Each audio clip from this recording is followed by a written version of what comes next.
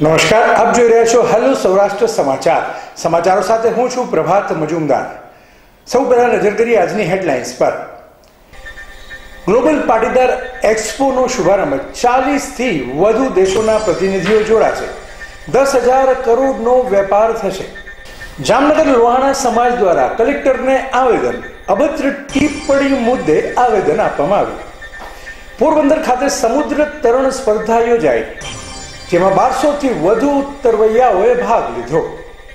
હવે જોઈએ સમાચારો વિસ્તારથી. જામનગર લોહાણા સમાજ દ્વારા વિશાળ રેલી સાથે આવેદનપત્ર પાઠવવામાં આવ્યું. જામનગરના નામાંકિત વેપારી દ્વારા લોહાણા સમાજ વિરુદ્ધ અભદ્ર ટિપ્પણીનો મામલો.